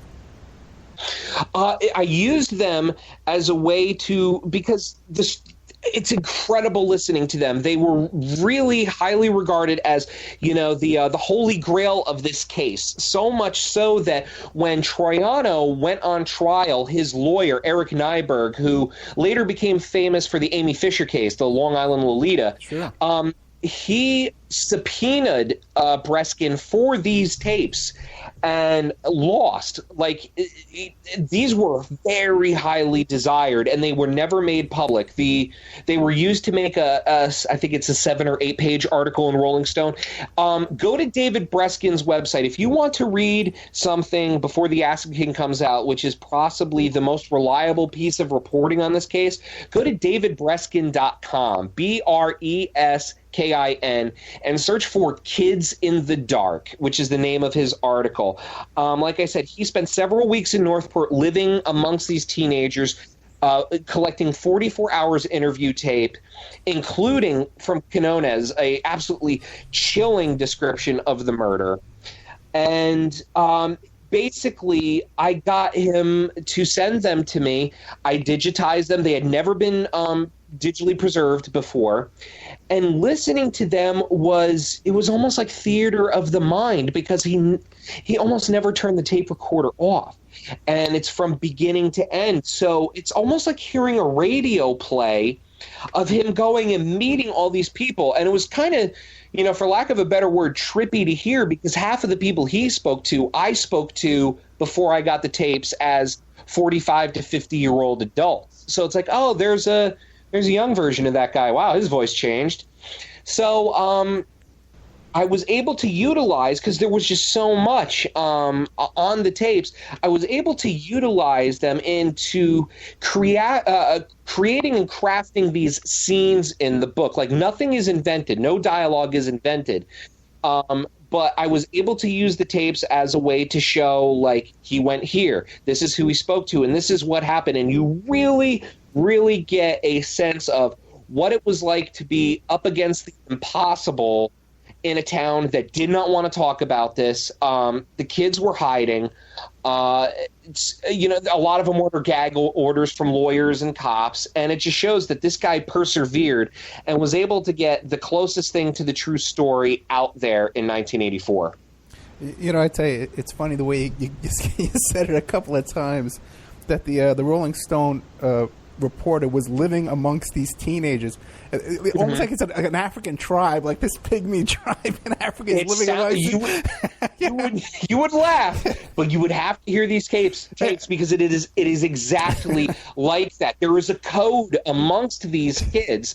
They were wary of any reporter because, I mean, gosh, a couple of them spoke to the first wave of reporters that came, and then all of a sudden they pick up the copy the next day. Yeah. And it's like, Wait, I didn't say that. My words were, there's no cult here, Ricky, the leader of a cult? What are you talking about? This kid was a dirtbag living in the woods. He didn't have any money to eat. He couldn't take care of himself. He couldn't organize anything. So it was very much like that. You know, these kids were very guarded. They stuck together. There was a code of silence. There was a code of honor among them. But he was able to, I don't want to say infiltrate because there wasn't anything nefarious behind his intentions, but he was able to go there and find these kids and gain their trust in trusting him to tell their story.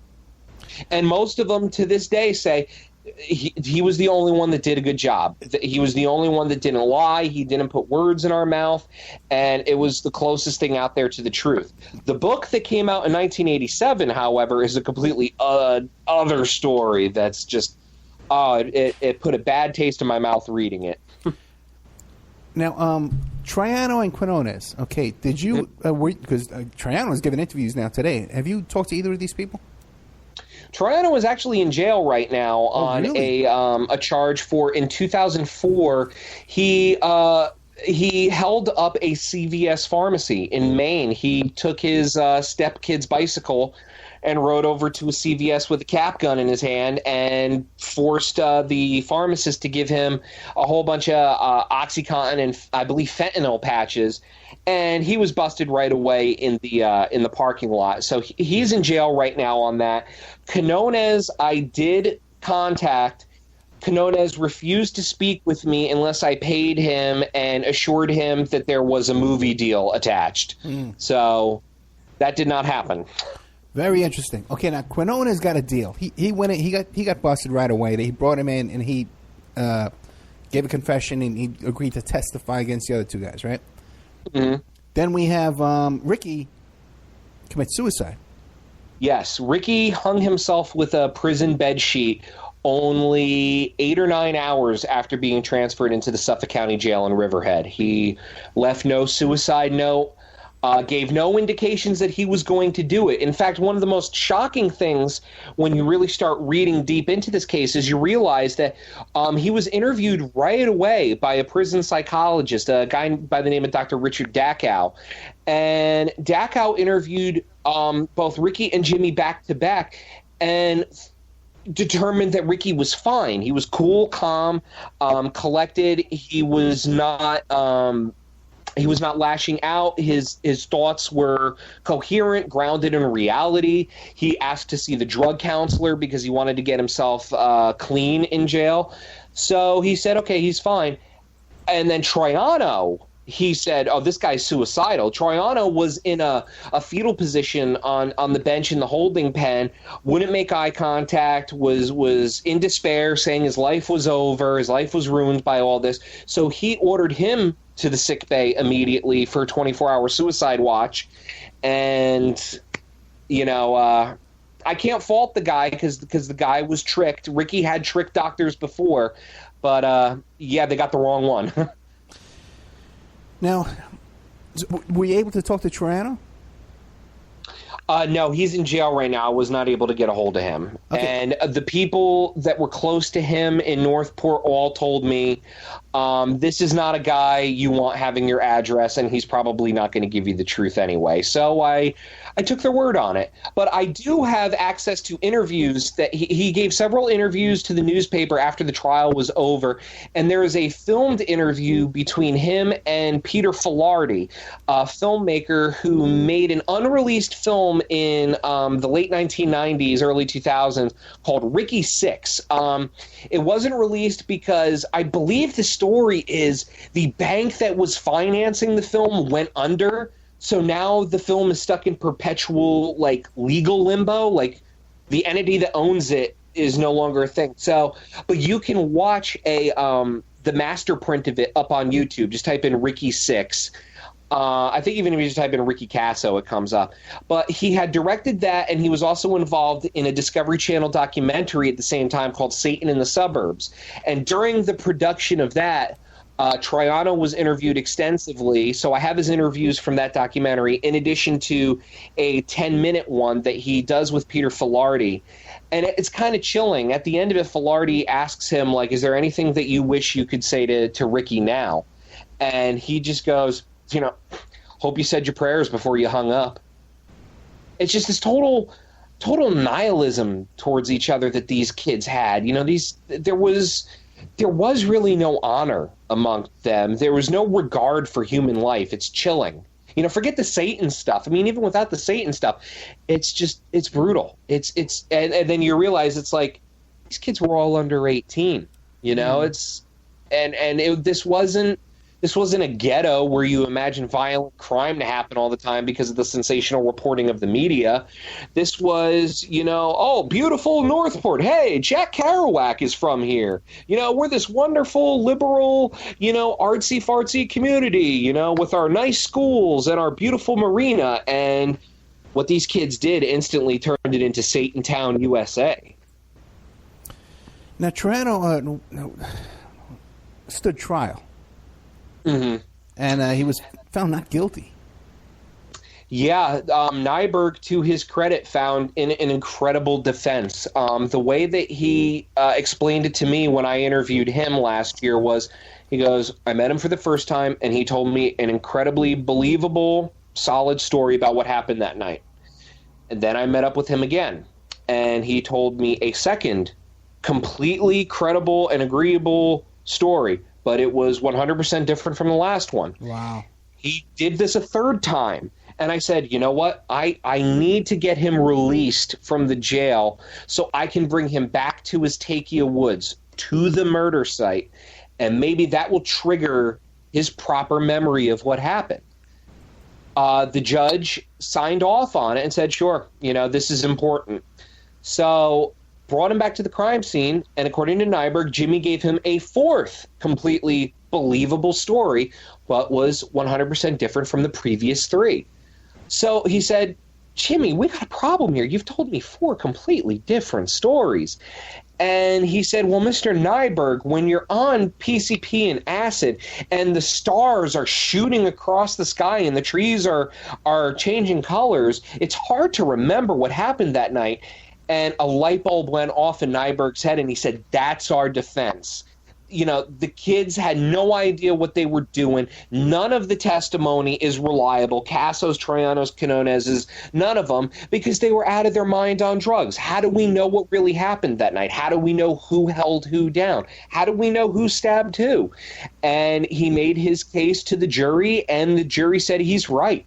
Especially after they watched Quinonez on the stand completely change his story, did a total 180, and they let him go. So there really was no justice for Gary Lauwers in this case. Do you think they got to Quinonez with an offer? Well, yeah, he was the first one they got. No, Ricky not the and cops. Jimmy I mean the defense. Do you think the defense approached the Quinonez and got him to change his story? Oh, them? No. Mm-hmm. No, I honestly think that because he had tried, Nyberg had tried to get to Quinonez. That was the whole aspect of him trying to get Breskin's tapes, because when the Rolling Stone article came out in late November 1984, the trial was still in the planning stage. So Eric Nyberg picks up a copy of this article and sees Albert Quinonez interviewed in it, and he's talking about how the cops beat a confession out of him, which may or not be true. The cops that were there when he was interrogated all insist, no, he was not beaten. We would tell you if he was. So, for whatever that's worth. But Nyberg is reading this and going, wait, if his confession was coerced violently out of him, there's no credibility to the witness, So he wanted to hear if there was anything else on the tapes relating to that. He was blocked at every move. I believe, I know Quinonez was taken out of Northport during the this period leading up to the trial. I believe he was sent to Georgia. I can't be 100% certain, but that was the rumor on the street. So, no, he never got to him on the stand there. I honestly think that this was a kid that was also very confused about what happened that night, because these were kids that were ingesting an astronomical amount of technically dirty drugs, because what they were also taking that night, in addition to smoking marijuana that was laced with PCP, was what they were calling mesk. They thought it was mescaline. They were these little things called purple microdots that were sold on the street as mescaline, but they really weren't. They were like real bottom grade LSD cut with a little bit of PCP, and shockingly enough, with strychnine, which is, for you non-chemistry nerds out there, it's rat poison. So these kids were swallowing rat poison, PCP, and LSD, thinking it was a natural drug that's taken from a cactus plant, I believe mescaline is. And no, they were drinking. These kids were drinking Drano, as they say. So they were out of their minds on all this stuff. So I really think that that's the essence of what their peers were telling me while I was interviewing them. And they said, you will not get a straight story from them. They have no reason to give you one because they don't want to end up in jail, which they wouldn't anyway because of double jeopardy laws. But also, they've had 32 years to mold this story in their minds the way that they want to make them look good to themselves. So I wouldn't trust them. Well, not only that, too, but the story's been... There's been a lot of movies about this story. Even one of the Wahlberg brothers was in one of these movies. It was loosely based on this story. Oh, God, what was the name of it? The one that was based on the book recently, the fiction book? Yeah. I think it was done by Gillian Flynn, In a Dark Wood. I don't know what the name was, but one of the Wahlberg brothers is in it. Mm-hmm. And it's a good movie. There's Ricky Six, there's Black Circle Boys, there's the one that Jim Van Beber did, My Sweet Satan, and then there was the one that Tommy Turner and I'm going to butcher this guy's last name. I think it's David Wajarnis did, called Where Evil Dwells. So this is, it's never left the pop culture consciousness. Yeah, I'm pretty sure Black Circle Boys is the one with Wahlberg in it. I was just watching. And why do you think it's so popular? There's so many elements to it. Because like I said, even if you take the Satanism out of it, it's still horrifying.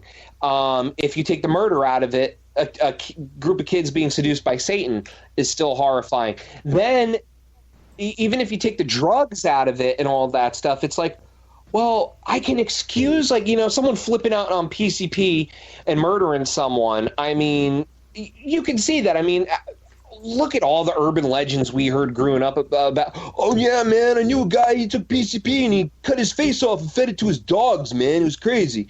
So it's not out of the realm of possibilities. But then you have to account for the period of time where he came down from that high and showed no remorse for it and led tours to the body.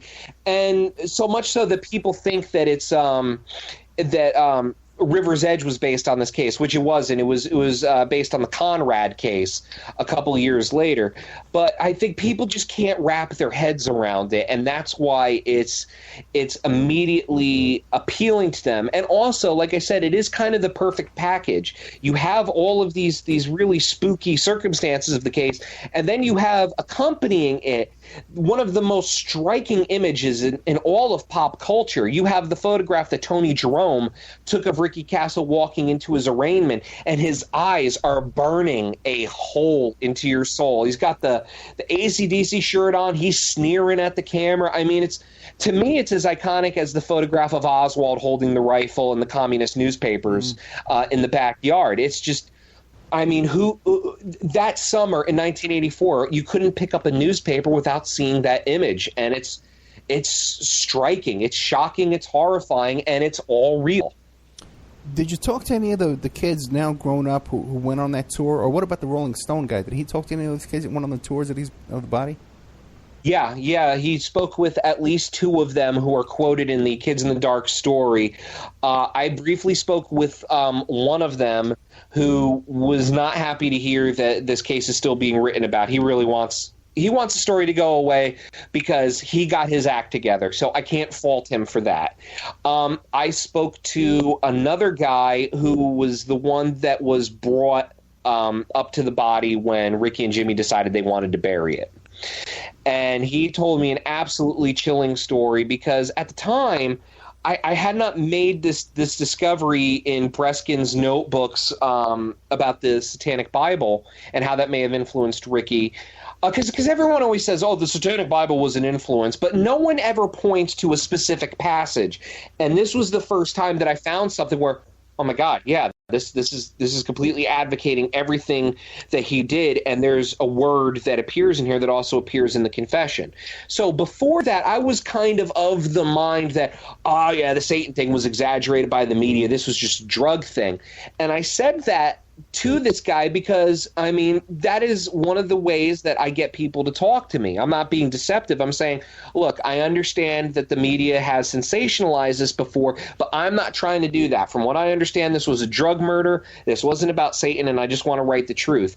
And this guy told me, he said, listen, I would not discount the satanic element of this.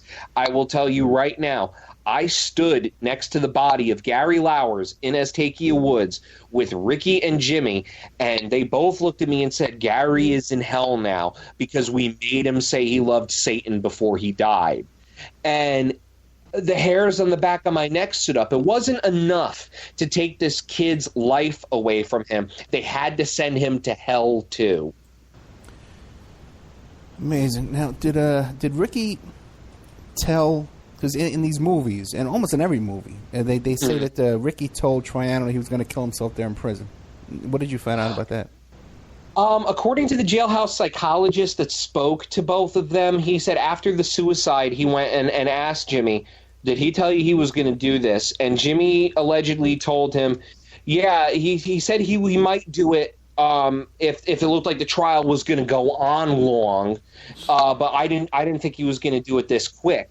You talk to his other friends on the street, and they will tell you since this kid was in middle school that he was saying, if I ever end up in jail, I'm going to kill myself.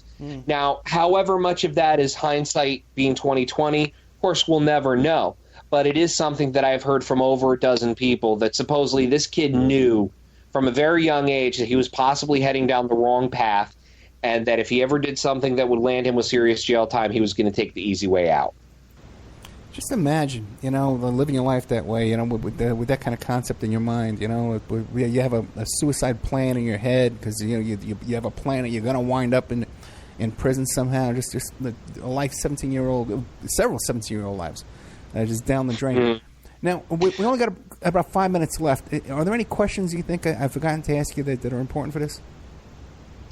No, I think we've really covered the gamut here without giving too much of the book away, and it was really good to talk about this, because like I said, I'm very close to handing in the manuscript, and it just shows people I think have this idea that, and for all I know, maybe some true crime writers do write this way, but people kind of have this idea that when you're working on a case that's already finished, it's over and done with. It was 32 years ago, 33 I think this year. That you do your research, and then there's a fine line where the research is over, and then you go away and write your book. When for me at least, it's a there's a million moving pieces in this thing. The investigation, the research is constantly going, and here I am. I'm 3 weeks away from handing in The Acid King to Simon & Schuster. And this week I found the passage in the Satanic Bible that may have not told Ricky to do this, but justified the idea in his drug-addled mind. So it just goes to show that, you could be right up against your deadline and you can make these discoveries. And it was a pleasure to actually discuss this with you, because I like to keep the readers informed. It's when I'm waiting for one of my favorite authors to put out a book, it's like, I want updates. I want to know, when can I get it? What you doing? How's the investigation? And I like to keep my readers informed with that, because it's kind of like we're all going through this together. This is it's a very strange journey. I've been very, very lucky to do what I've done. Like I said, to have this community of Weird New Jersey behind me, working with me, helping me out with things. It's just been incredible. I wouldn't trade it for the world. I have the best readers and the best friends in the world. And it's always a pleasure coming on shows like yours and just telling people hey, this is what's going on, and you're going to get to read it soon. And this book is going to be called The Acid King, and it's going to be available on Amazon when?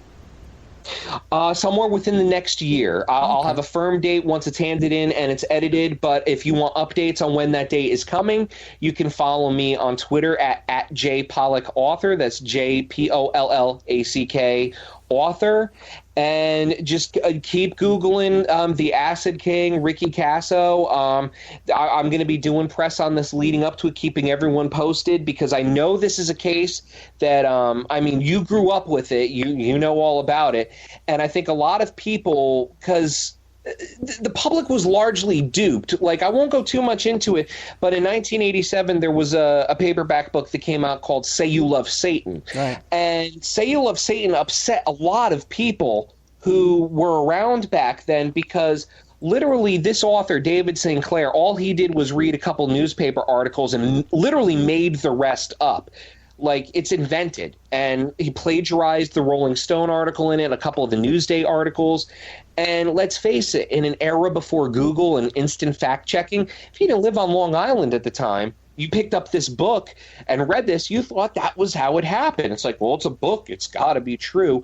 So I think now that more and more people are able to go on the internet and find out, like, oh, wow, that book that I bought and I read wasn't true, like, I really want to, leave the door open to people to know, like, this is how I'm writing this book. This is how the research and the investigation is going.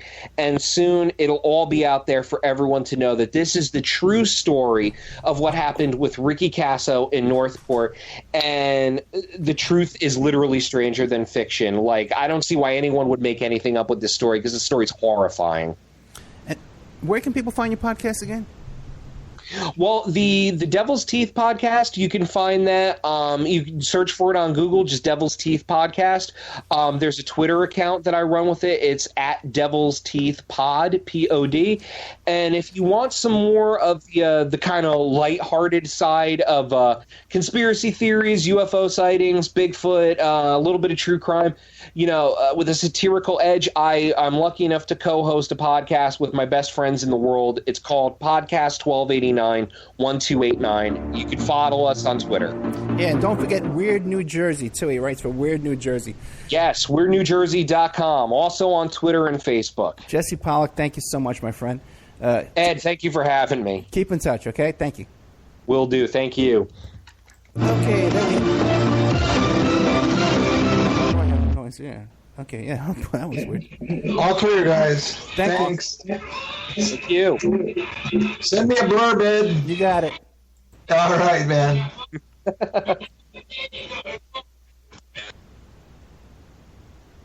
Okay, that's super weird. I had actually hung up on that. Okay. I'm exhausted. Let's see. Okay, there you had Jesse Pollack. The book is called The Acid King. And I forget the name of the first book. I'm exhausted. I got pulled over by the cops like 15 minutes before I was doing the show.